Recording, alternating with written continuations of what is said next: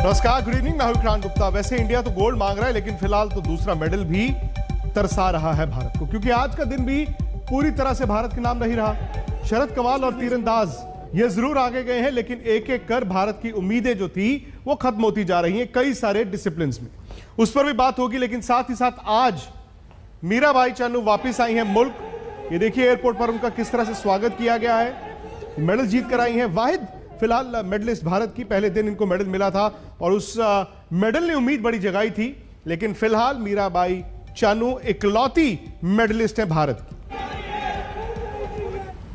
आइए देखें मेरे सहयोगी अनुज शुक्ला जब एयरपोर्ट पर गए तो मीराबाई के अराइवल के लिए कितनी ज्यादा एक्साइटमेंट थी।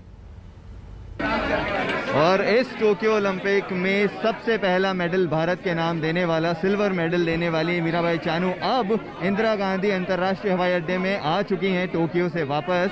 भारत में उनका वापसी हुई है भारत पर टोक्यो में सिल्वर मेडल जीतने के बाद। हालांकि 2016 में उनके हाथ कामयाबी नहीं लगी थी, लेकिन इस टोक्यो 2021 में उन्होंने भारत को सिल्वर मेडल जिताया है। और मीराबाई चानू अब से कुछ ही क्षणों में यहाँ आती ही हैं, वापस बाहर निकल ही रही हैं।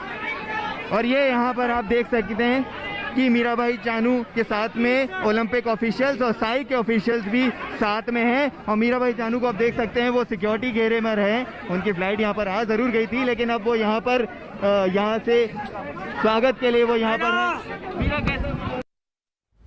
चलिए अब आपको सीधा टोक्यो लेकर चलता हूं, क्योंकि राहुल रावत मेरे साथ जुड़ गए हैं। राहुल, आज एक और दिन निराशा हाथ। अब कल से कुछ उम्मीद की जाए, क्योंकि हर रोज पहले दिन मेडल जीतने के बाद हर रोज हम एक मेडल एक्सपेक्ट करते हैं। खासतौर से शूटिंग ने बड़ा निराश किया है।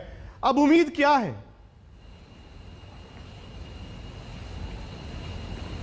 जिसने निराश किया है उसी से उम्मीदें भी हैं, क्योंकि कल जो है एक नया सवेरा होगा और हम आशा करते हैं एक नया दिन जिसमें शूटर्स जो हैं वो अच्छा परफॉर्म करेंगे।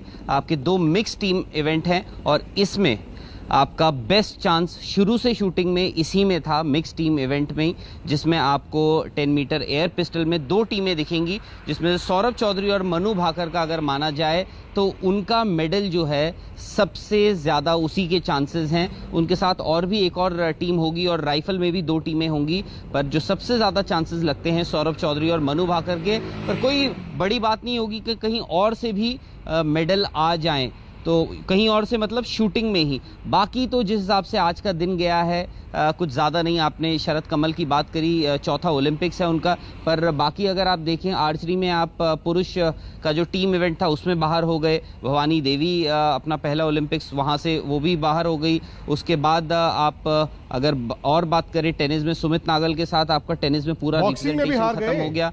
और टेबल टेनिस में भी आपका सिर्फ शरद कमल बचे हैं। मनिका, हॉकी में तो खैर कल भी हारे थे, आज भी हारे हैं, और जर्मनी थी, खैर वो एक्सपेक्टेड था। पर ये 127 लोगों का एथलीट्स का इंडिया का कंटिंजेंट जो है अब जल्दी जल्दी ना श्रिंक करता जा रहा है, छोटा होता जा रहा है। लेकिन जैसे आपने कहा फाइनली हो सकता है कि कल शूटिंग में आपको मेडल मिल सकता है। सुबह सुबह की ये बात है।